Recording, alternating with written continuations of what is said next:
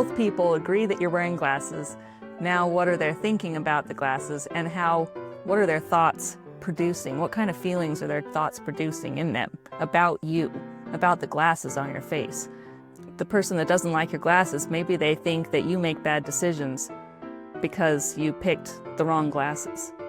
Then they're feeling uncomfortable around you because of that. And maybe the person that likes your glasses, they're like, that guy's pretty smart for wearing glasses. That fits his face pretty well. And then they think they're more likely to trust you with other decisions because of that.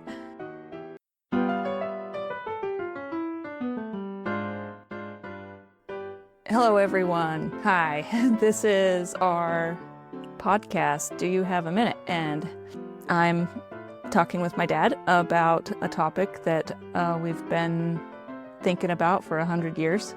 I don't know. No, I don't know. When did you come across the life coach school? Not even together. 20 years. 20 years. 20. You've been thinking about for 20 years. I've been probably 10 and you probably 5. So let's say 15. Okay. Together. Cumulatively. Yeah. The cumulative knowledge that we're speaking from is 15 years. All of 15 years. We're just teenagers. We're just teenagers. And in this topic, so the topic is kind of around the victim mentality, I think. I think the problem that these theories, I don't know. This philosophy? This philosophy, I think the problem this philosophy is trying to solve is victimization, like a victim mentality of people. So we may end up talking about something totally different by the time we're done. So that'll be cool. I think so too. Yeah. One problem I see a lot of people have is they have an issue with something or someone, and they want to blame someone for that. They're like, who can I blame for this issue that I have, this circumstance that I'm in, and how can I make them pay for this, for doing this to me? They did this to me somehow. Like if you get into a fender bender with a cement wall, okay, you can say, hey, that was my own fault because the wall was there and I did something that I shouldn't have done, and then I ran into it, I'm speaking from experience here. Do you remember that day that I ran into a cement wall? You had a sister there too, that she earned a teddy bear because of it. She earned a teddy bear. Yeah. And lifelong hip pain. Yeah, probably. Or maybe in that situation, I could have said, why did they build that wall there? I am really upset at this homeowner for putting the cement wall right there next to the sidewalk. Or I could say, I'm really upset at my parents for making me work all night long for 2 weeks straight. And I shouldn't have been put in that situation. And so that's why I was so tired and distracted, Or I could have said, the manufacturer of the car, the steering wheel went out and I couldn't control it. And so this is absolutely not my fault. I was pushing on the brake and it went on the gas. Right. It was the boots I was wearing. Problem with the car. Or it was the moon was in the wrong place. Right. And I could sit there, I could hold on to that situation for the rest of my life and be like, all of my problems today come from that thing. And it's not my fault. It's somebody else's fault. And I'm mad at everyone else for that. On that base. So that's our example for this discussion. Okay. And I think it's a good example. You think so? Yeah. It was my fault. I should have been on that road instead of you. It was I was on another road instead of that one. So yeah. You took that road. So is that not really what you feel, right? Do you think? No, I thought that. Yeah, because you went on that. You were there. I was somewhere else. I was close enough. I got to you before the police did. Yeah, you were close enough. We were close enough that we could have been in a different situation and it never would have happened. Yeah.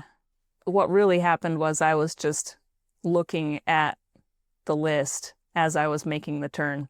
You were texting, exactly. No, yeah, basically. It happened to be a paper.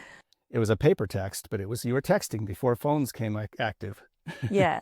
I think that So if we think about the circumstance itself without any emotion tied to it and not blaming anyone, what happened was I was turning and then I looked down at the list and then I didn't unturn. I didn't straighten out in time. That was really the issue. Okay.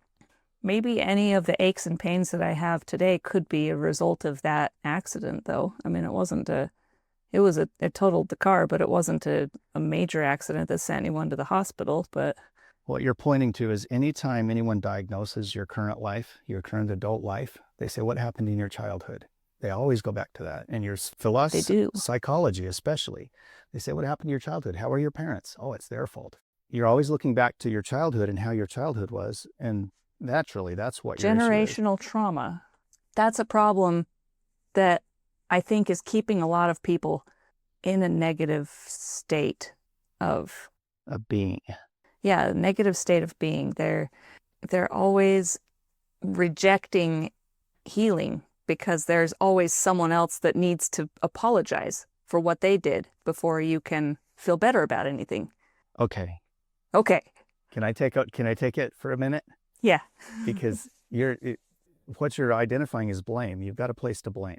Yeah. So I was listening to, and I had to get her name. So Ellen Langer was interviewed by Alex Huberman on Huberman Labs. It was within the last 2 months. Ellen Langer is a psychologist out of Harvard, I think, a PhD, and she's written a lot of books, a few books maybe. I haven't read her books, but I believe she knows what she's talking about. They were talking about judgment, and you're describing how this judgment thing comes in. We've talked about judgment before, and talked about victimization, talked about blaming, being a moocher, I guess. However, she said that if you look at judgment, how she presented her story, and this is kind of cool, I guess. She's Jewish. She said, I was going to teach a lesson in church. So I had a lesson to preach. I preached a sermon. That's how she put it. So she had a sermon to preach. She was preaching on judgment, but she said, I went completely, I forgot the word she used, sacrilegious on it. It wasn't a religious statement on judgment. I had to look at it psychologically because that's my training. That's my understanding. She said, if you judge someone, forgiveness, it was not on judgment, it was on forgiveness. But if you have to forgive, and in the general sense of the word, forgiveness is a good thing. Most people think it's good to forgive, right? Do you agree? Yeah. Forgiveness is a good thing. And the only thing you can forgive is if there was something to blame. So in order to forgive, you had to first blame something. There had to be something wrong to forgive. Somebody had to have done something to you. Yeah. Yeah. In common mentality, blaming is a bad thing, right? Mm-hmm. So if you forgive, you have to blame first. And she said, we just need to get rid of that blame because nothing really happened in either of those cases. And that's what we're talking about it all together here is, did something really happen? Is there anything to blame? She says the answer to forgiveness, you never need to forgive. It's antithetical. I think maybe the word she used, I forgot what word she used. She used the appropriate psychological term to say it's moot. It doesn't exist. Forgiveness does not exist if blame does not. Yeah. And blame should not exist. So get rid of blame. She had one other connection to that as to why blame should not exist. But that's kind of what you're saying. If you can identify all kinds of things to blame if you want to blame someone and be the victim. But if you're going to go into what's the other role besides victim? Creator? Yes. If you're creating your own life, you're not going to blame anyone. It's you. I mean, you're there. The other book, Eckhart Tolle, on the power of now. Mm-hmm. So his psychology, and I wanted to give this, and he's talking about being in the now, if you are who you are, then you can't blame anyone for anything. Maybe you tell me what you think about what I just said about Langer, and I'll find the quote out of this that I wanted to share. Yeah. Well, what I was thinking while you were telling that story of this lady was that, what about the religious idea of forgiveness of your sins? If God needs to forgive your sins, does that mean he needed to blame you for something first? Now that's the mercy and the judgment. There had to be a judgment. So there's supposedly, in the vernacular of religion, there's a judgment, and you always miss the mark. I was talking to a friend recently, and he indicated, if Christ paid for all sins, if mercy is all encompassing, the atonement covers everything, then why do I have to worry about what I do? Yeah. I'm not worried about it at all. There's no reason for me to judge myself. I can't earn it anyway. So if I can't earn it, and it's a gift of God, I believe in God. Now I'm clear. Yeah. That mercy justice thing is, so we're trying to bring that concept from, in the religions talk about it, and it just becomes magic. It's out there, you don't understand it. We're trying to understand it. Right. Hopefully we can come to some understanding. And Eckhart Tolle tried to understand it. Ellen Langer tried to understand it, and she's giving her understanding of it. You'd have to listen to the whole podcast of hers or read her book. What does Eckhart say? Here's the question, Eckhart Tolle. The question is, so what? So that means nobody is responsible for what they do. I don't like that idea. That question comes from his statement, almost everyone is suffering from this illness, which is you can't choose what you do. Well, I have to start with the paragraph before. If one or many people who have an issue with their parents, if you are one of many people who have an issue with their parents, if you are still harboring resentment about something they did or did not do, as in have someone to blame about anything, if you have someone to blame about anything, then you still believe that they had a choice. So that wall had a choice to be there, or that car had a choice to not turn, or you had a choice to have turned it the right way. And they could have acted differently. Had you acted differently, you're still trying to solve that wall problem that you could have acted differently and it never would have been an issue. Mm-hmm. What Eckhart Tolle, I think, is saying that you had no choice. You could not have acted differently. What happened is appropriate. And that's part of Ellen Langer's statement, is that the fact that it happened, it was supposed to happen, and there's nothing to blame. Yeah, that's actually what Byron Katie says too. If it's reality, if that was the reality of it, then it was meant to be. Right, that's just the reality. So you don't have to worry about the blame, and that's what Byron's trying to teach there too. Okay, so they could have acted differently. He said, it always looks as if people had a choice, but that is an illusion. As long as your mind, with its conditioned patterns, runs your life, as long as you are your mind, what choice do you have? So your conditioned patterns run your life, you're not making a choice. You have no choice. You are not even there. The mind-identified state is severely dysfunctional. It's a form of insanity. Almost everyone is suffering from this illness in varying degrees. The moment you realize this, there can be no more, that tends to our what was that? Psychopathy. That everyone has some degree of that psychopathy, and we operate with it. And you operate with it to the point that we also talked about your reaction or your response. If you react to something, that's this unmindful, unthinking reaction that you want to try to get rid of. And that's why we're talking about these models, Byron Katie and the model with Brooke Castillo. The moment you realize this, there can be no more resentment. So this is the point that he's making. How can you resent someone's illness? So you realize it's an illness that caused you to react.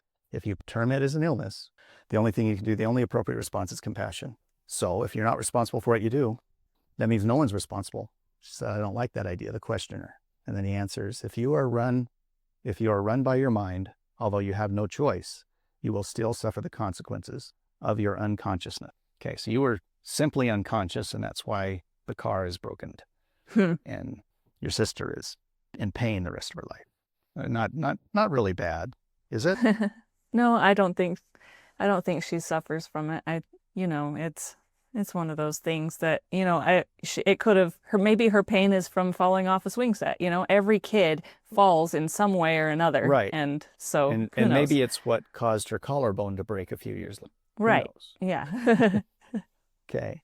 You can create further suffering, with that consequences. You will bear the burden of fear, conflict, problems, and pain. The suffering this creates will eventually force you out of your unconscious state. So that was my question with this is, are you forced out of forgiving, out of blaming people? Can you be forced out of blame? So that's still a problem. I don't know. We'll answer that right now. That's a question for later. Right. Now, everything that you just said there brought up a YouTube short that I watched talking about this very thing, blaming your parents for being bad parents or whatever, treating you poorly, and now you can't be around them or anything like that, The question this lady, maybe it was a guy, I don't know, I don't remember, maybe I'll find it. This individual said, everybody says your parents did the best they knew how raising you, right? Yeah, that's common. But the common excuse. Thing is, yeah, that's the thing. It's forgive your parents because they did the best they knew how. The way they treated you was the way they knew how to treat you. They didn't know better. If they had known better, they would have treated you differently, better. They would have treated you, I don't know, whatever, right? So that's what they say. And then this person says, but the thing is, did they treat other people better? Did they go to church and treat the church people better? Did they treat the people at the grocery store better?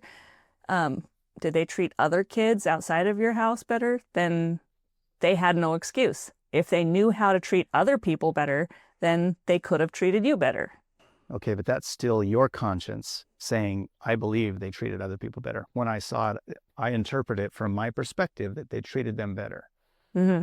That's still the same juxtaposition of not thinking, not being present in the now or the moment, but letting your brain take over, being unconscious. That's still blaming. It's still blaming the other people. Right. But it did make me wonder a few things, I guess. Two-faced people, right? You've got a personality that you are with your spouse, and then you're a completely different person with the people you work with. And then a two-faced personality is kind of a negative way to say it, but it's all of the different people that you are. That's psychotic. Exactly. Yeah. You're schizophrenic. Everyone is schizophrenic and psychotic. Yeah. And you realize that, and they say everyone has that to some degree. That's the way Eckert said it. Everyone has it to some degree, which is true. It's accurate. And so the goal, there's got to be a goal. Can we get into the actual learning of it, of what these models represent and where our action steps might be in this process? Yeah. I was introduced to Brooke Castillo's self-coaching model first, but then I found out that she took a lot of inspiration from Byron Katie's work. Right. Let's start with Katie's work then. What do you understand about that? I think the 4 questions are kind of inconsequential. They don't do it all. It's the other 2 processes, I think, that work. Okay, so there's the 4 questions. And what's the second process? I only know the second process. The 4 questions. I find myself nonplussed by those 4 questions. Okay.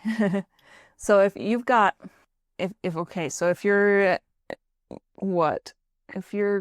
And really, maybe it's because the questions only come into effect if you have a problem, if you can identify there's a problem. Yeah, you have a problem with someone. And the example that she gives on all of her website and downloads and stuff is Paul lied to me, and you're upset about that. I'm upset that Paul lied to me. Because Paul is a freaking apostle. He never lies, does he? Right. So I'm upset about that. No. Yeah, I'm upset. He lied. You're upset with Paul because he lied to me. So the belief is that he lied to me. Okay. That's the belief is Paul lied to me. I believe that he did that.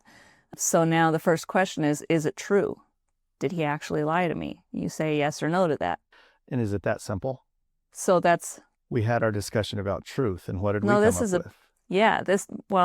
with? We came up with it's all subjective. I don't actually remember. Yeah.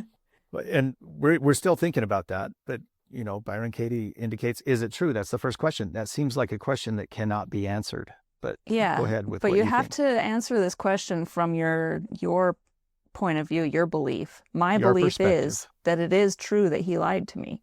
Yes, okay. He lied to me. All right, so let's not use Paul. You have to use What? Did anyone ever lie to you? Yes. My kid is always lying to me. I don't know. Can we find an example? Let's find an example in current life of someone lying to us that, you said you have a friend that always lies. Yes. Yeah. Okay. This friend told me that they were a columnist in a newspaper. A columnist. Okay. And you got to be a specific writing ability to do that. Yeah. And I didn't believe it at first. And so I called up the newspaper. It's a small town newspaper. And I said, can you send me, I can't find on your website archives. Can you send me any columns done by this person? And they did a search and they couldn't find any of that. That person at all. They couldn't find that person in their newspaper. So you say, this person lied to me. And so... is it true? You had to go through something to either confirm or deny that as a truth. Whether it was true or not. Yeah. So I determined that it is true that they did lie to me. Okay. They told you they're a columnist. You said, is it true? No. Okay, they lied to me. Yes, it's true. They lied to me. All right. So you go to the second step. Yeah, it's true that they lied to me. The second step is, can you absolutely know that it's true? And I think you answered that too by the call to confirm it by your Well, I search. did my due diligence, but maybe there was another newspaper in that area by mostly the same name. Like maybe she got the name wrong and I called the wrong newspaper. Like maybe she did write a column for a newspaper, but I just didn't. I mean, I misunderstood when she said which newspaper it was. Maybe she's actually a little bit older than I think she is, and also does have a bachelor's degree in English. And I don't know, like All of the grandiosity is actually true. maybe it is. So I mean, can I absolutely know? The key word here is absolutely. Yeah. Can you absolutely anything? That's what I think the key is here. Yeah. So I don't think I can, without being her, I can't absolutely know. Even if you were being her, then we had this question that Erica Tolley just brought up. Are you conscious or unconscious in that action, in that statement? Is it you doing it out of presence of mind, or is it your unconscious reaction just saying, I've got to one-up this story because I've always one-up stories? You can't absolutely know that it's true, that she lied to you, because from her perspective, she certainly didn't lie. Yeah, maybe. Yeah, maybe she wasn't lying from like as far as she And understands maybe lying to be. she lives her life in satire and knows that everyone knows her whole life is satirical. It's not lying, it's satire. Yeah, right. I just read a line in this 7 Habits book about lies. He defines what a lie is. And a lie is any communication with intent to deceive. Maybe it's not a lie because she's not intending to deceive me. She believes this about herself. Just trying to be funny. Or yeah, maybe she's intending to entertain. Yeah, intending to entertain, or that you believe it, that you know it's true. Dreams can be true. I can't absolutely know it's true though. I mean, it feels like we're making this really complicated, but That's no. really the point of number 2, is to say, is it true? Maybe not. You say that, can you absolutely know? Which is just double saying there's no way you can know. Yeah. So don't worry about the truth. It's saying don't worry about the truth. Yeah. The third question in the work is, how do you react? What happens when you believe that thought that they lied to you? What am I feeling? What am I doing because I'm believing that thought? And I think that's just to help you see that it's not serving you. This belief that they lied to you is not making you feel good. It's not helping you. And hopefully what it does, because it's a problem. So she's identifying a blame. Mm-hmm. Can we use that word? So if you have a blame, you can say, how do I feel? So you're trying, her work is trying to get you to realize that blame isn't serving you positively, it's serving you negatively. So that's what that question is for, is how do you react? How do you feel? How do you react? How do you feel when you believe that that blame is accurate? In your car, in the wall, do you feel that about the car or about the cement wall? If you believe the cement wall shouldn't have been put there, I mean, you would have just driven on their front yard and gotten out. It would have been fine. But they put a stinking cement wall there. Yeah. Yeah. I don't know how to answer that. Because I'm past that, I think. It was a long time ago. But there you could have said, yeah, I feel bad. It's a stink. Well, you use the word stinking. You have to find some adjectives to add to the wall. You label it negatively. Yeah. And that's how you react to it. You react to it by negative label. And so you don't call it a beautiful wall. Fantastic wall. So that's her training. Don't think of it. I mean, does it cause you to feel bad? Okay. Yeah. What does it do? What happens to you when you believe this thought? And then the fourth question is, who would you be without the thought? If you weren't thinking this thought, what would be different?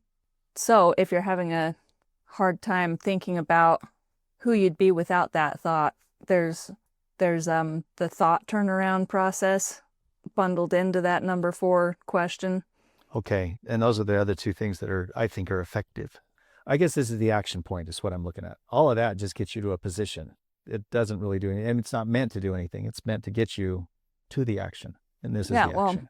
I imagine there are a lot of people that have a really hard time realizing that they can think differently about something. Like that's possible. Who would I be without thinking this?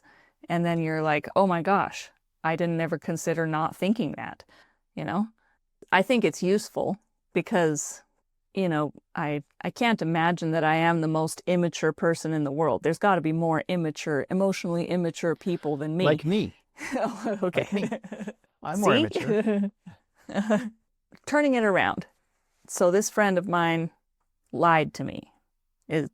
Is a liar, Maybe I could change it. I could say I am a liar, or they are not a liar, or I told a lie to myself about them, or I told a lie to them about them.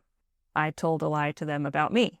I mean, there's like a whole bunch of different ways that you can change the situation.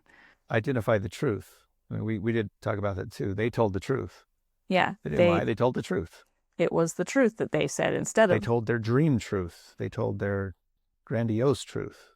They told their satirical truth. So you turn around the belief that you have, you change it up a bit. Martha Beck, who we'd talked about before, used this kind of turning around thing in her story of how she got to where she is.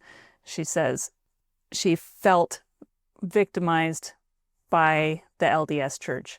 She felt like it had a hold on her. She couldn't be free. She couldn't. It lied to her? Yeah. I mean, then that's something else. But it's okay. The church, I think it's when she wrote her book, she was afraid of what the church would do to her or something like that. And so the belief that she had was the church, what will happen to me because the church does something about this? And she turned it around and now she believes what will happen to the church because I'm doing this. Something like that. Yeah, that's right. Yeah. Yeah, I remember that part of her story. Yeah, it's not what the church is going to do to me. What am I doing to the church because I'm writing this book? That's what I want to do. And that's a positive side. Not what someone's going to hurt me with, but what can I hurt them with? And I don't know that she was necessarily happy she wanted to hurt the church, but she's saying, no, it's likely to hurt them worse than it's going to hurt me. Well, yeah, and we're definitely paraphrasing whatever she said. It's not exact. But we're trying to figure out how to use this turnaround. The turnaround. What is a turnaround? Puts you in the other position? Yeah, it puts it so that you're not a victim anymore. Can you turn it around so that you don't have to blame them? When you open it and you're a victim, and that may be the only time that you blame. Do you blame from a creator standpoint? No, I don't. So that's the question. That's why you want to say this kind of rolls to victimization. You can't even use Byron's work if you're a creator. Her work has no value. And that may be why I don't really see any value here. Is because you're a creator. You're not a victim, right? Yeah. If you're not taking the victim stance in anything, if no one is to blame, you can't even ask these questions because you already have the turnaround. You're all living in the turnaround. She's trying to get you to recognize the turnaround if you're blaming everybody. So if you live in the turnaround, that's the way to live. That's the action. So this work process is something that Brooke Castillo with the life coach school had learned about. I guess maybe she's a colleague of Byron Katie. They have hung out together. They're friends. They're whatever. And she created her own version of it, or like an evolution of it maybe, called the self-coaching model. That's the title of it. The self-coaching model. It's not just the model, but I mean, that's what we say, the model. Yeah, that's all I have ever known. So I see that it's called self-coaching model. Yeah, I searched on Google for the model and it came up with a movie. And I'm like, well, that's not it. So I have to add on that's not what it was. Life coach school, Self-coaching model. That's clearly the title of this. And I've never. You never. So it's good. Now I'm not immature anymore. I'm mature. Yeah. On her website, the one of her pages is titled The Model. And so you go there and it gives the basic rundown of what it is. The basic premise of the self-coaching model is that your thoughts produce your feelings fuel your actions, and your actions create your results. So I think maybe you have to know the work of Byron Katie a little bit already before you can realize that you have thoughts about something. Because let's say a victim perhaps doesn't realize that they're having a thought about somebody that they blame for something. They think that that's just a fact. That person did something to me and I blame them for it, and that's a fact. I'm not thinking anything about it. That's just how it is, right? Right. So you have to identify that you actually have a thought about it, and then you can use the self-coaching model. That's the biggest work of the coach in her life coach school training. The first and biggest responsibility of a coach is to help people realize that circumstances are not the truth. Your thoughts are the truth. It's your perception, your thoughts. There's no circumstances have no value whatsoever. You add the value by your thoughts. So a circumstance is something that actually happens. He didn't do that to me. What happened? The door shut. The door closed, and it did hit against the thing. It hit too loud. So your thought is it hit too loud. It was thrown too fast. It scared the dog. All those things that happened to it are what you're thinking happened. It's your thought about it. But the door slamming, it didn't probably even slam. The door closed. The actual circumstance, the door is closed now. Yeah. I just had deja vu. Did you say all of that in another conversation? Do you? I'm sure. I don't know.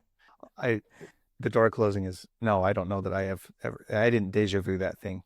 Okay. No. I have a theory about deja vu. That means that the universe is giving me a sign that this actually was supposed to happen. Like I'm on the right path. All right, excellent. We're going in the right direction. We'll have to discuss deja vu as a statement somewhere down the road. See what it actually is. See what it if actually God means. put it in place or not. All right. So the self-coaching model, I see it sometimes abbreviated to the CTFAR model, which is just the first letter of all of these pieces, right? And circumstances. That doesn't say anything. It's not even fun. Shabar. It's not even fun. You can't say that. Sitafar. I love it. Okay.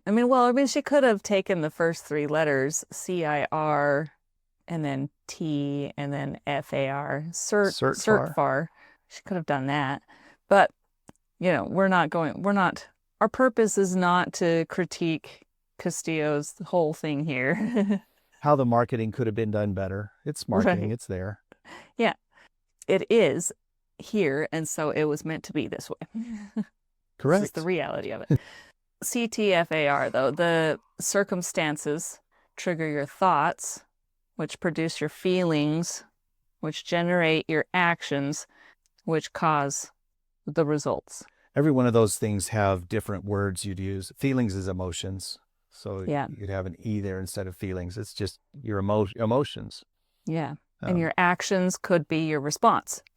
What is your response to your emotions? Your response or your reaction. It's the two R's that you battle against. We're going to react out of our feelings automatically, or we're going to think about it first. Your thoughts automatically bring up feelings or your emotion, which then unconsciously you're going to react, or you're going to actually think that thought, think that emotion. I don't want that emotion. I want this one. Through Byron Katie's work, and might act differently. So the choice between feelings and action, and we talked about that there's a lot of space there. You need to put space there. That's where you put the space between stimulus and response, is at your emotion level. Yeah. One of my favorite examples of maybe I'm getting a little ahead of myself. Circumstances, though, the circumstance is what happened, right? That's what is. Right. And it's even more, I said the space between stimulus and response. That's the way Stephen Covey put it, that he got from Viktor Frankl. As a stimulus, circumstances before stimulus. The stimulus is kind of your thought. It's what it stimulated in you. So it's the stimulus is your thought and emotions together. The circumstance is what caused that stimulus, what stimulated So the circumstances way back there, it's the thing that actually occurred. Yeah, it's the cold, hard fact, the event itself. And is that an absolute fact? I think so. Yeah. Further down on this page, one example of a circumstance is, well, she says circumstances are facts that can be proven in a court of law, which I don't think that's a black and white fact kind of thing, because judges and juries are they all have their own paradigms that they work around anyway. So you can't exactly say that something is a fact because it's proven in a court of law, right? Right. And the juries are just 12 people, and the prosecutors and the judge doesn't always get it right either. That's why you have appellate courts, and you can take it all the way up. And the Supreme Courts are 9 people, and they might even get it wrong, because then they have to redo Roe v. Wade and exchange it. Right. This might be a false statement then. Circumstances are facts that can be proven in a court of law. I think circumstances are facts that you can know true or false after you die, and you have a perfect knowledge of everything. How about that?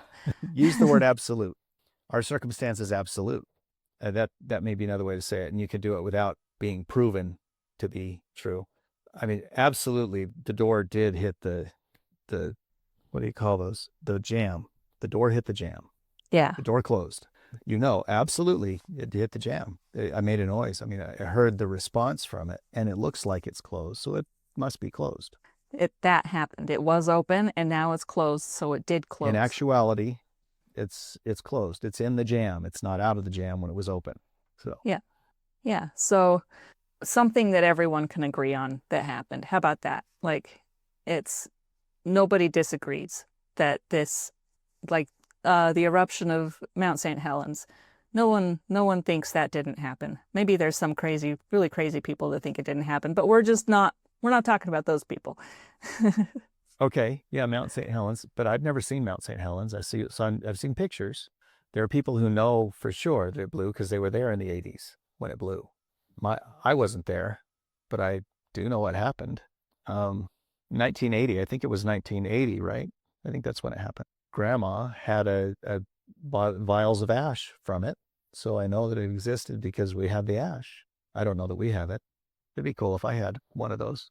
Could talk about the ash from Mount St. Helens, because it was everywhere. You could get it. It is like people talking about the Holocaust. Is it a fact, or is it just someone's imagination? Or the moon landing? Did we ever walk on the moon? Right.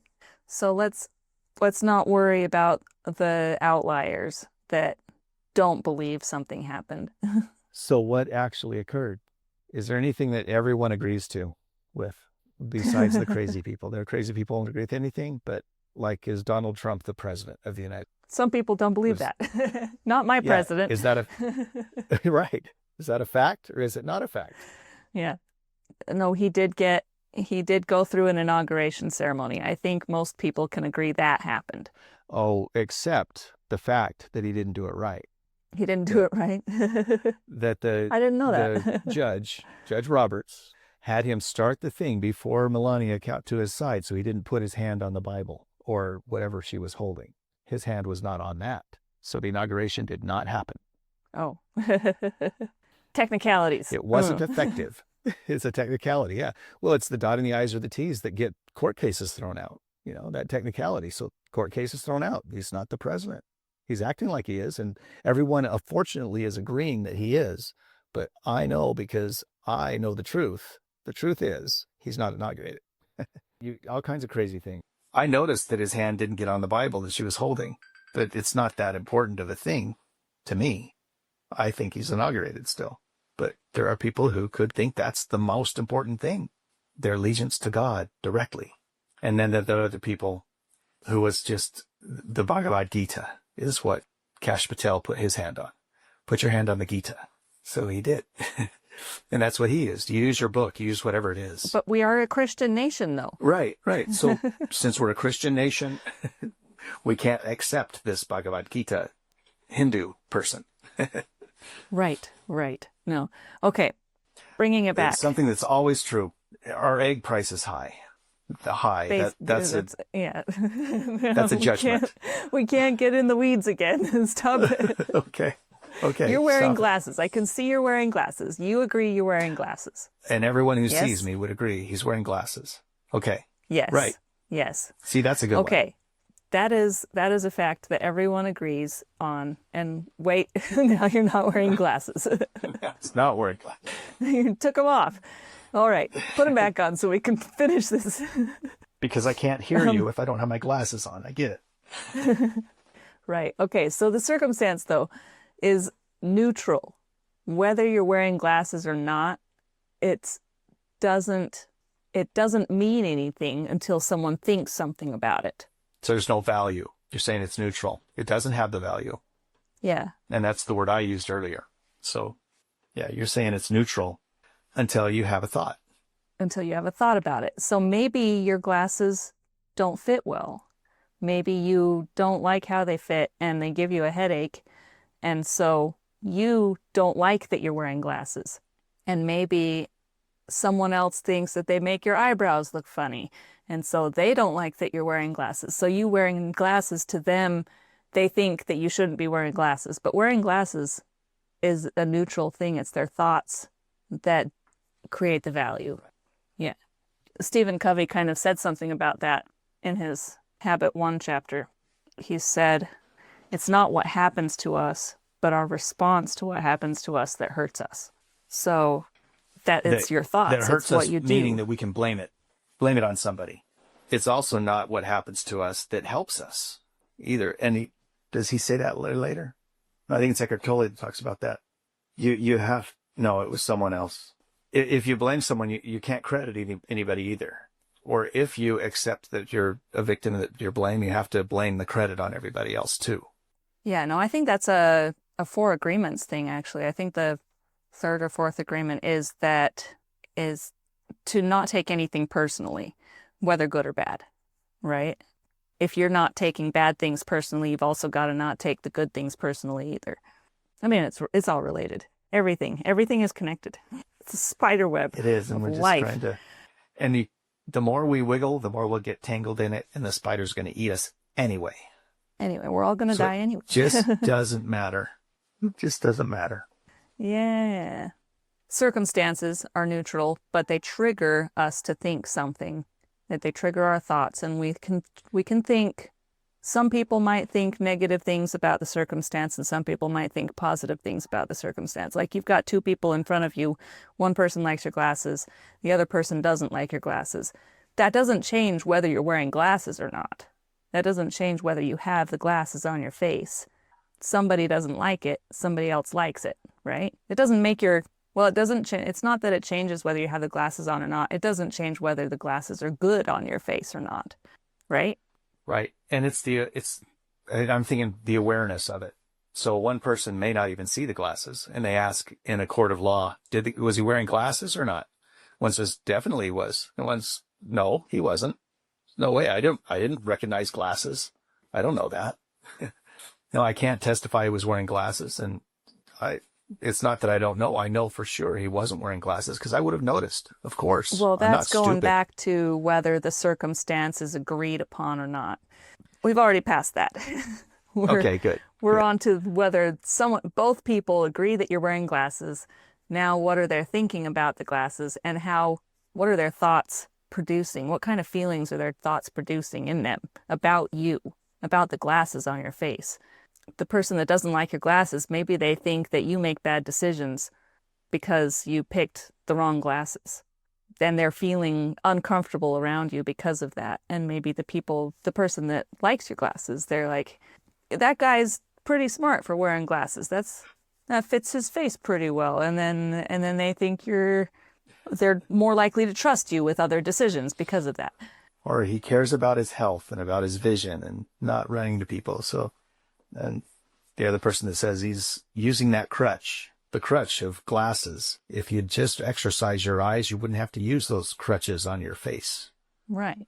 Still, these feelings that these 2 hypothetical people have about your glasses doesn't change whether your glasses are good or bad in relation to them. The feelings that people are feeling because as a result of their thoughts. What do you think about that? What you think about causes you to feel something? Is that where our feelings come from? That's my biggest problem is I never paid any attention to feelings. And that's the biggest issue I personally have is I don't know that I have feelings. I never had known that. People called me a robot from my childhood. Okay. And that's just part of that illness. So if you have the illness of not having feelings, not having emotions, but you can talk me into having emotions. I do have emotions. I get fear and love and care and concern, all kinds of things. And animation, I can feel excited. So I do have feelings. It's just I never paid attention to them. But everyone has feelings. Yeah, your dogs have feelings. Animals have feelings. Ants have feelings. Ants have feelings. Oh. I think so. Yeah, I watched it on TV. I watched them. You know they have feelings because they said so on TV. Yeah, and if you burn them, they feel hot and they run away with a magnifying glass. But that's the response. That's the response Yeah. of there. So what happens to them? How horrible is it that you pour a pot of boiling water down an anthill to kill them all? Isn't that awful? Right. Right. The boiling water. I often wonder that when they're doing those, the lead, is it lead? Yeah. That they pour into Right. anthills to make the tree, the upside down tree thing. Yeah. I mean, are there dead ants all over that? Is that Yeah. what it is? Probably. Well, they get incinerated. Yeah. Yeah. That's So- awful. And it just tortures all those poor little ants. But every time I do it, I don't use boiling water. I use gasoline. And that kills them really quick too. And a match or just No, just gasoline by itself. Actually, I lit one. It burned for 2 days. It was really cool or weird. I put a thing around it. I put a metal bucket around it, that was open. And I watched Yeah. it burn for 2 days out that ant hole that I filled with gas. Wow. Because apparently it went down there long enough and it was like a candle or an oil lamp, a lantern. It just had that little spout that it kept the fumes coming out of. It kept that fire on for a long time. So yeah. That's amazing. So everything has emotions. Everything can feel.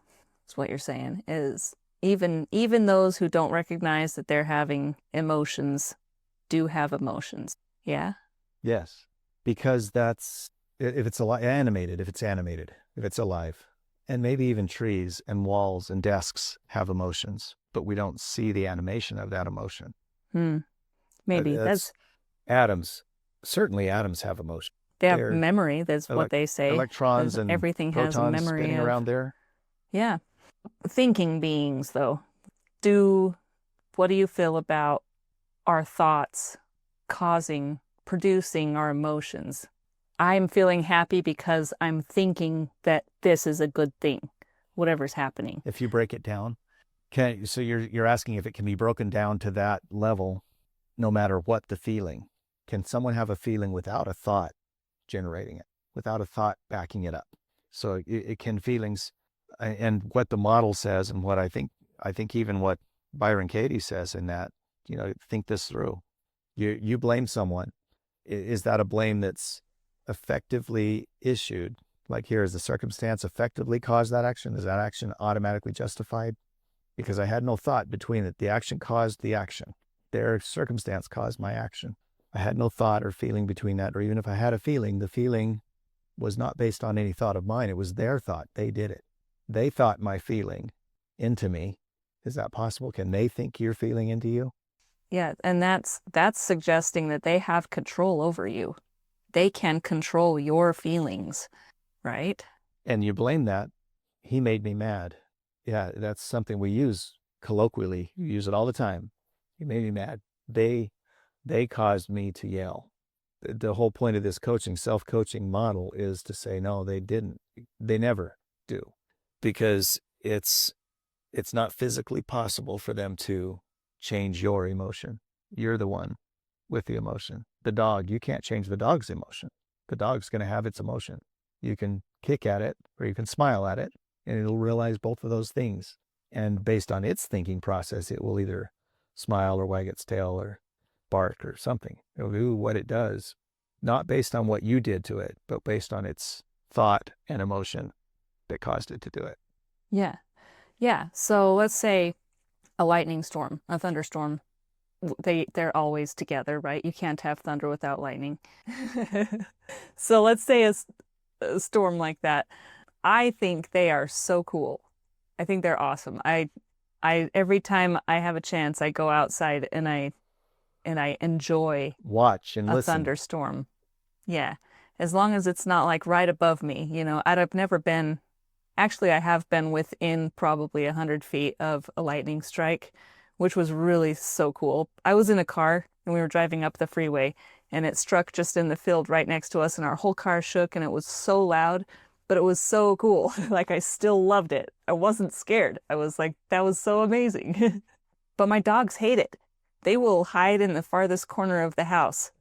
It's not the lightning that is making them feel scared because it would make me feel scared too.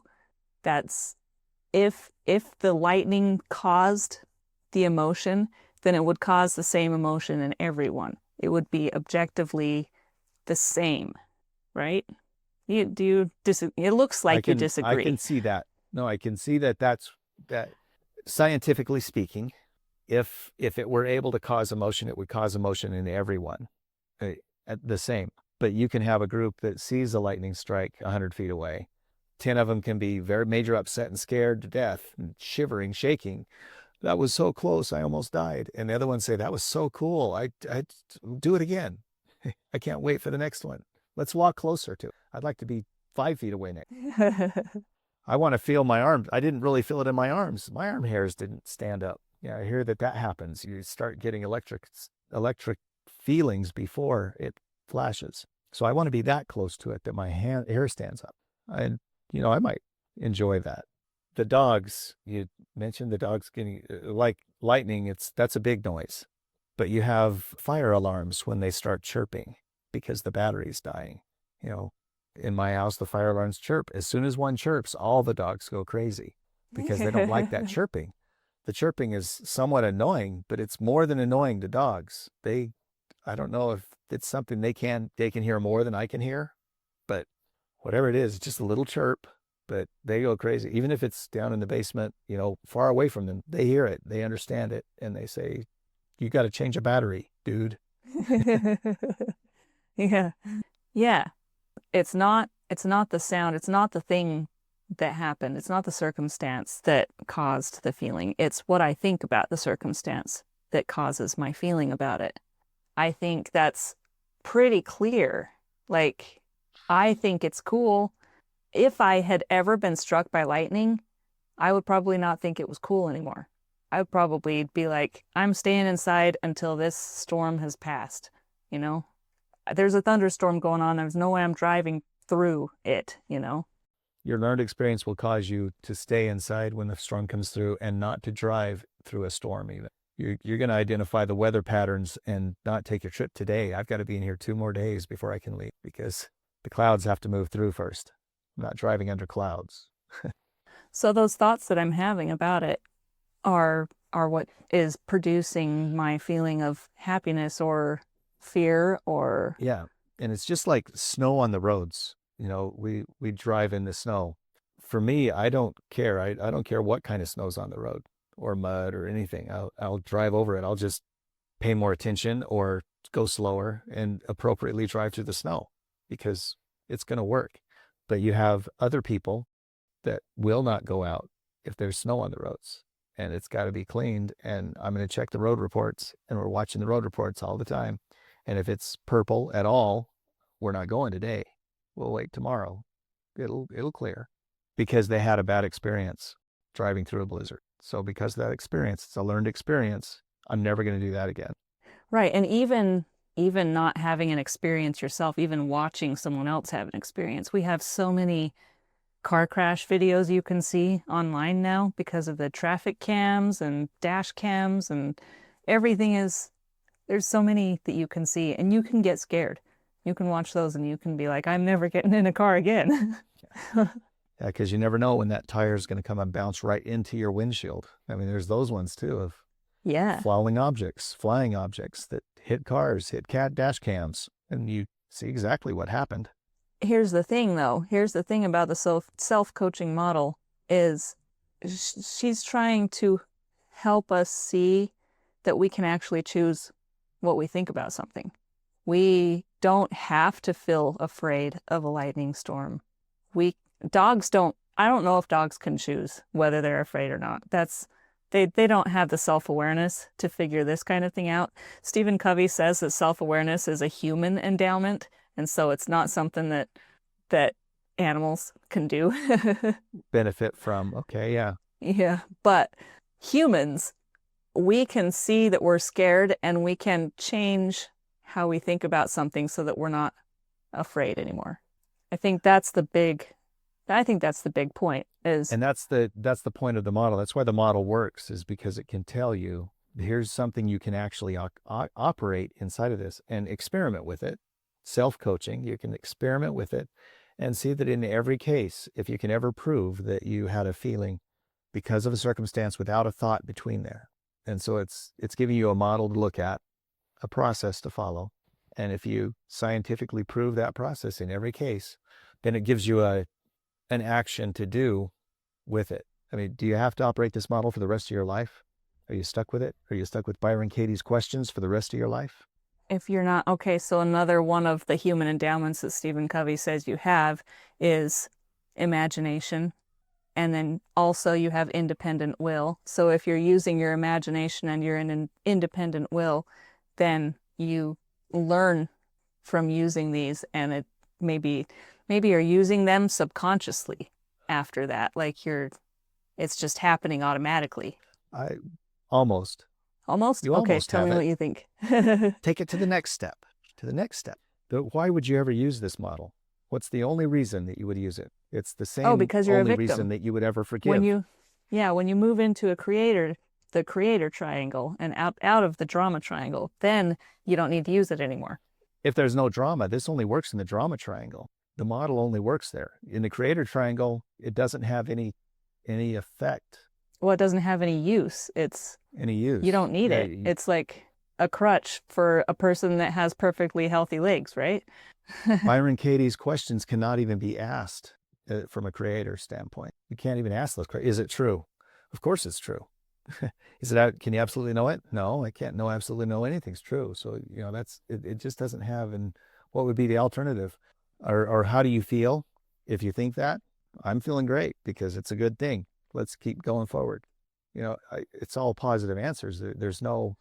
Well, if you have nothing to complain about, then there's no work to be done. And then it seems like I said at the front, those questions really are moot points. There's no reason to ask those. There's no reason to ask this model thing. If you can live outside the model, if you can live the principle that it's your thoughts, you can choose them. You're self-aware, you're conscientious in yourself. Your conscience is working. There's no need to blame, and you don't have to forgive anymore. It's the forgiveness and blame issue. If you don't blame anybody, there's no need to forgive. There's no need to work through this process of forgiveness, which both of these things may be. How do you forgive that person or that circumstance? So I think these are models for forgiveness, models to forgiveness. Byron Katie's work is the work of forgiveness, turning it around. And the work of the model is, how can you forgive a circumstance you thought caused this action and these poor results? You turn that around by saying, he didn't cause it. That didn't cause it. That issue that's just what happened. I'm thinking this, so I'm going to start changing my thinking about it. As soon as you get it changed, you don't have to use that forgiveness process anymore, because you're not blaming that issue and you don't have an issue. I think moving it to forgiveness makes a lot of sense. Both of these. Categorizing it under forgiveness. That's kind of Eckhart Tolle's work too. The power of now and the new earth, waking to your life's purpose. If you're actually conscious in your life and operating in the now, as opposed to operating from all your past thoughts and actions, unconscious. If you can get to a conscious working life, you don't need these processes are just to point you to that way of living consciously. Yeah. So they are useful. Would you say that they're useful in getting someone out of the drama triangle? If they used the work and if they used the self-coaching model, it's a tool to get out of victim mentality and into creator mentality? To stop collusion, because the victim mentality is a collusive model. You circle around in the collusion part of it, just pushing each other's buttons, having buttons to push.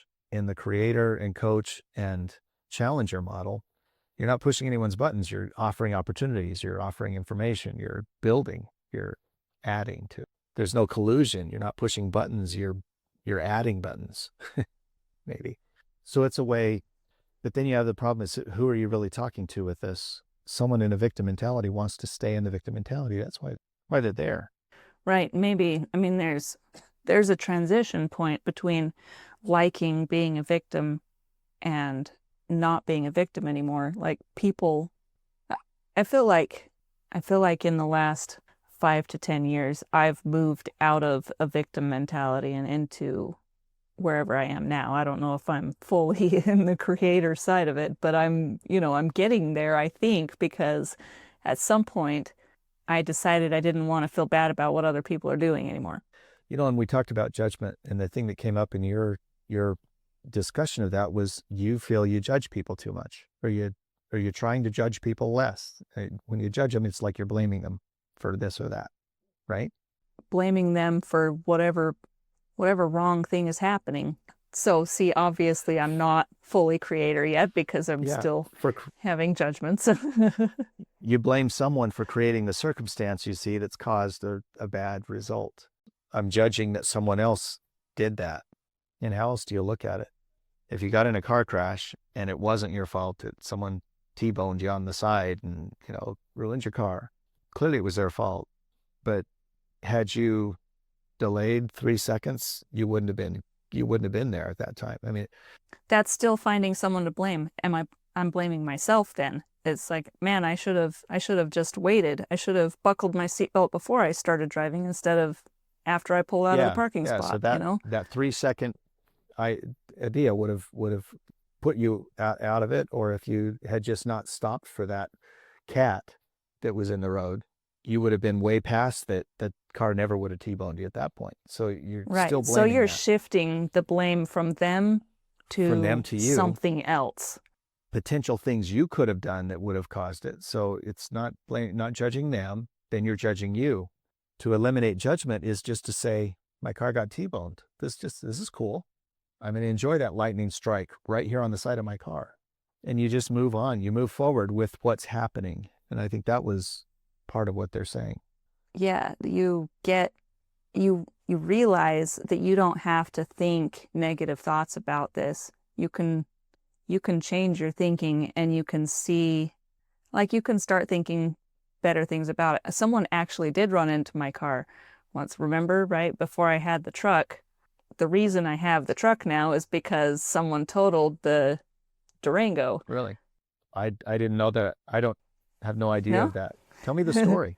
How did that happen? Okay, so I was exiting a parking lot of a grocery store at an intersection that it's just a stop sign, but it's a very busy road, a through road, right? There's no traffic light there. I stopped there at the stop sign, and I'm like, okay, this is going to be a while. I'm just going to put on my brake and wait until it clears, right? So I put on my brake. It's kind of late afternoon, so, rush hour. Traffic comes. Yeah. I'm sitting there facing north. Eastbound traffic has stopped because there's a light further down the road. There's a car westbound that wants to turn into the parking lot, so they're in the turning lane. And there's 2 lanes going eastbound, so the lane closest to the turning lane has filled up, but the lane closest to me is clear. And so somebody in the lane closest to the turning lane, the westbound turning lane, stopped and let the turning car go through. And when they went through, a car in the lane closest to me ran into them and then ran into the front of my car because I was just there. I was in the way. So 3 cars. Does this make sense? I mean, the way I'm explaining it? Yeah. So I see what the car heading eastbound hit you because it was hit by the other one. It hit the left turn, the westbound left turning lane. The car hit them. They ran into me. Both of them ran into you. Yeah, okay. Pushed everything in under my hood towards me, but not so much that I got hurt. I didn't get hurt at all. It just made it so the car totaled your engine. Yeah, the car was totaled.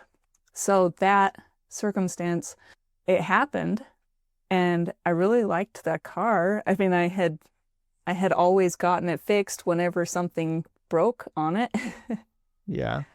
You guys spent a lot of time buying that car because it was done perfectly. You bought it in a perfectly good Yeah. strategy.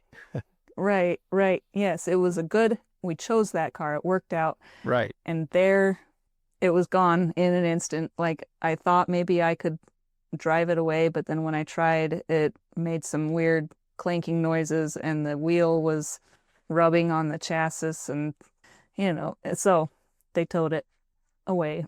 Where did we start? I could have blamed someone for that circumstance because I had like the car's gone. I could have blamed someone. I could legitimately blame the person that let that left turn car through. That was the person that should not have let them through. That's a good rule to have when you're driving. Don't let other people do illegal things. Or inappropriate things. Maybe not illegal. Wasn't illegal to turn left. Yeah, but they didn't know it was clear. They didn't know it wasn't clear. The person turning left didn't know it wasn't clear. They didn't know there was a car coming. Someone stopped and let them through without indicating there's another car in the other lane, you know?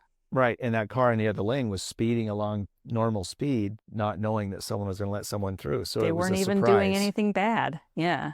And the car that would turn, yeah, all kinds of things you could train to do that thing better. And that's why, you have all the dash cams, all this stuff happening. If I were in that dash cam situation, what would I have done? And what do I need to pay attention to? You can either learn from it or you can say, the roads are way too crazy. I'm never going to drive again. I'm never going to drive again. But who do you blame? That's the thing is you stay a victim because you're blaming someone for this thing that happened. Because you're My blaming. car got Okay, so totaled. how do you treat that now? Do you blame anybody? Are you blaming anyone with your current mind? I don't think that I am. I think I accept that it is what it is. It Yeah, happened, you feel bad for the loss of the car. My right? best friend is gone now.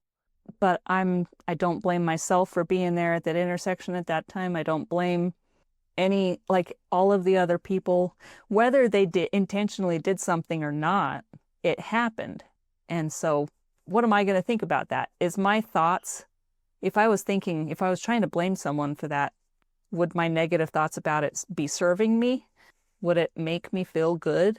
I want to feel good about that circumstance. So what I can do to feel good about it is to think that happened and I moved on and I do drive a little bit differently because of it. And I think I drive safer because of that, and my kids were both there and they both saw it. So now they're going to drive differently too when they drive. They know how that accident happened and they have firsthand experience what happens when this kind of thing happens, right? I'm actually glad. I'm glad that it happened. I'm glad that we could experience that. I don't You blame found the anyone. positive things to it, and that's the turn it around part of Byron Katie's work. You've turned it around, and maybe you did feel bad at the minute, but whether you use the work or not, and that's what I said earlier, maybe I'm just living in a turnaround spot. I don't have to blame someone. I'm automatically, if you agree that what happens happens, and I guess from my point of view, I've described it this way 2 or 3 times this week even. This is God's world. And if it happens, it's because it's supposed to happen. That's just the way it is. And so it's already turned around. If I'm crediting God, I guess I'm blaming God too. You could say that blame, but if you credit something else, you're crediting some omniscient being for being responsible. You blame them for having it happen, and it's good. Yeah, you're blaming them. You're crediting. I use the word meekness. Maybe we have to discuss that at some point. But if you're meek and lowly, it's not that you're designing your own life. You're the creator. I'm creating my life. But it was said by one of your siblings just yesterday, I'm the executioner, which is usually in a bad sense. But he said, that's the way I view it, is I'm just the executioner. I hear or I understand what needs to be done and I go do it. I'm doing it. It's not that I know necessarily what I'm doing to start, but I get an idea and that idea comes to me. And so then I execute on it. So I'm the executioner. So that's how I view myself. Not the executor, the executioner. Executioner. Yeah. So you're the Okay. guy with the axe, the sharp axe in your hand, Makes it right? happen. Yeah. But it's the same thing as saying I'm going to be a creator in the situation. I'm a creator. I'm listening to intuition, to information coming in as it comes in. It makes something new in my head. And as I hear it and see it, I execute on it. And you're not blaming people. You're not blaming the situation or any circumstance. The circumstance shows up and all you're going to do is execute. You're going to react. You're going to act to make things better or to make things continue to progress. And that's the way I look at everything. And I don't try to blame. I don't know if I can. Maybe I do blame people. I don't think I do. It'd be something to observe in yourself. Like now that we've talked about it, like you can I can question that and say, is there a circumstance in my life or is there a challenge that I've thought something was true? Have I issued a blame? Do I feel like I need to forgive anything? Here's an interesting thing. I was teaching a gospel doctrine class, a church class a while ago, 2 years ago, probably, might've been 2 or 3, but in it said, find someone, because it was talking about forgiveness. Find someone that you need to forgive, that you should forgive, and go and forgive them. And my life back then, before talking about any of this stuff or trying to figure all this out, I couldn't think of anyone that I thought I should forgive. I can't, there's no one that I felt poorly about that I said I should go forgive them for doing what they did to me. No one did anything to me. No one's ever done anything that needs my forgiveness. And so what I had to think about, I thought about, well, where could I have offended someone? And someone feels like I need to. So I went, 2 people I found, and one of them we talked about already in these conversations. I went to her and I said, if I offended you in that, she says, I don't really think so. And then I went to another family that right when we moved to town, to this area, I said something kind of, I don't know, inappropriate maybe. I called one of their children incorrigible. And it was the wrong word. I had no idea who they were. I only said it because of the Sound of Music, Peter's incorrigible. I used that word because it was going to be funny, but I said, maybe that's a problem. So I went and talked to them and I said, do you remember that I said that? They said, we have no idea. No, I have no feeling of that. It says, well, I feel bad about it. I want to apologize. So it's kind of the other side of forgiveness. I had to think of things that possibly I offended somebody else because I couldn't think of anyone that's offended me. Okay. That was interesting. You're so vain. Look at how good I am. How good I am. No, I offended people. You offended people, but you're unoffendable. I'm unoffendable. I'm so perfect that you can't offend me. Go ahead, You can't even offend me. I tell people that sometimes. Try to offend me. See if it works. See if you can do it. That makes a lot of people really mad when you do that. Really? Yeah, they hate it. Have you heard that they hate it? No, I haven't actually. But that's Okay. in my experience. People don't like when you tell them that they can't offend you. It's like saying, I'm rubber and you're glue, and whatever you say bounces off me and sticks to you. Sticks to you. Or sticks and stones may break my bones. It's just like you don't matter kind of thing. But even that won't hurt me. Sticks and stones may break my bones, but even that won't hurt me. Even that won't hurt me, even if you broke my bones. Yeah, it'd be cool. I have a cast, and you can sign it. I'll let you sign it. You can be the first one, because you broke my arm. As I was preparing for this conversation, I went back and listened to some of Brooke Castillo's first episodes in her Life Coach School podcast, which I recommend to everyone. I think it's full of gold. I love everything that she talks about, I started listening to her from the start too. I remember those.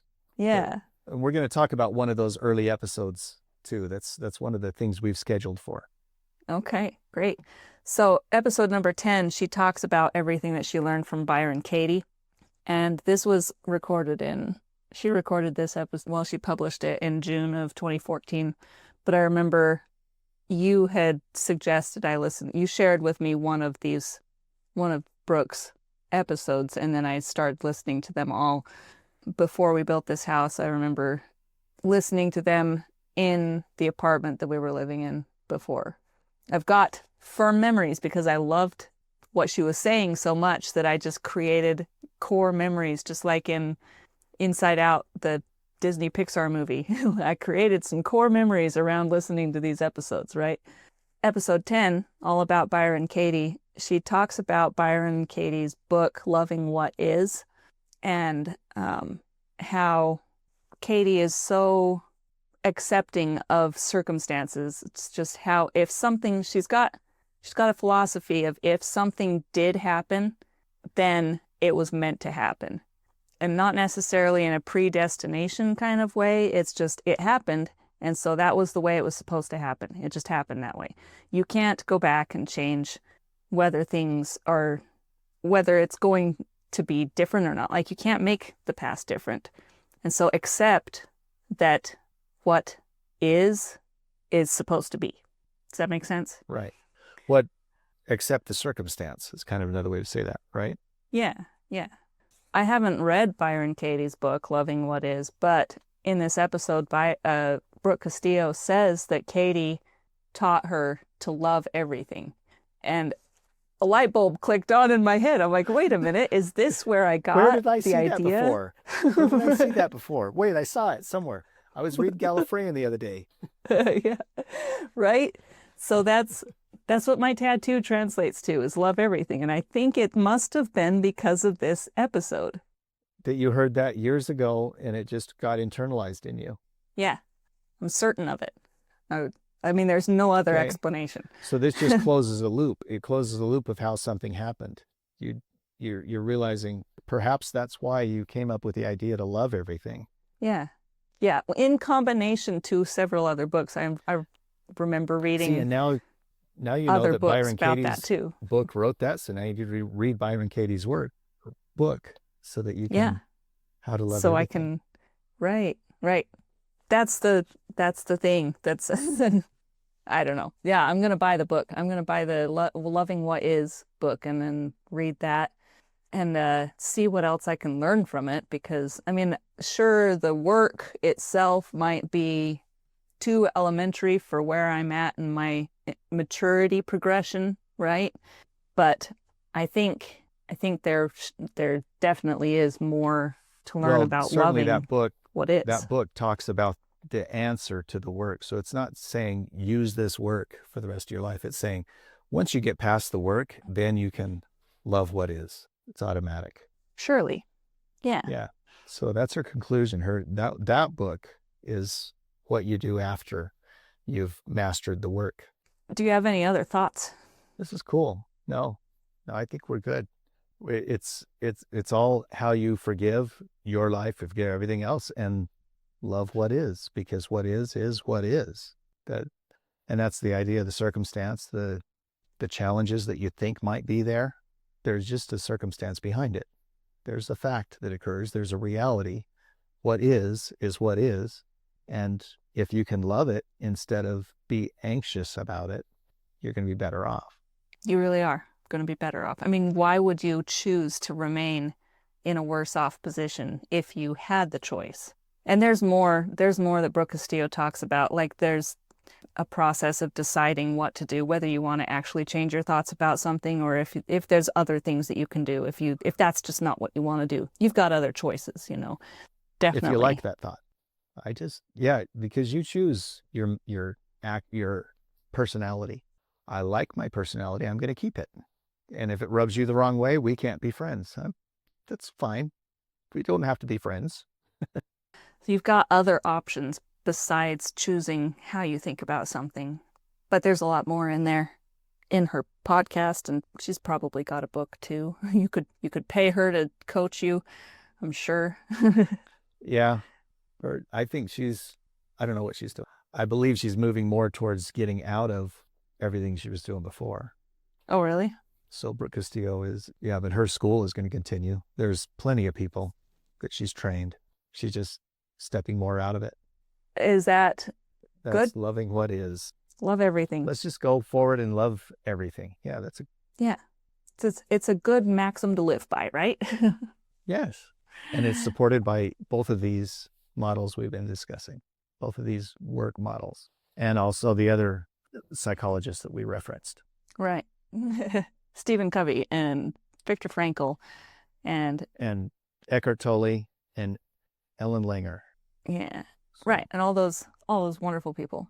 That's it for today. That's it for this week. We really love to thank everybody for listening all the time. Anybody that listens, we thank you for even giving us a portion of your time. Even if you just listen to 5 minutes of it, I hope that that's useful. That's the thing, is we hope it's even useful. You can get a hold of us if you'd like to. We have a voicemail that you could call and leave us a message. We have an email address or a website where we plan on leaving many more of our thoughts about each of these things that we talk about, because we're always thinking, and you can't just leave those things unsaid, I suppose. And you're welcome to go to the website and put your comments, and we will have a communication through that medium. That's right. Our website is doyouhaveaminutepodcast.com. Super simple, I hope. I had thought about shortening that down to DYHAM, but it doesn't say anything either. Just like it doesn't say anything either. So doyouhaveaminutepodcast.com is where you'll want to go for that. And check our show notes for any other details that you may want to find. I try to be as comprehensive as I can there. That's it. So I hope you have a good day. Right. Good night. Okay, bye. A good night. Who knows? Maybe it is night.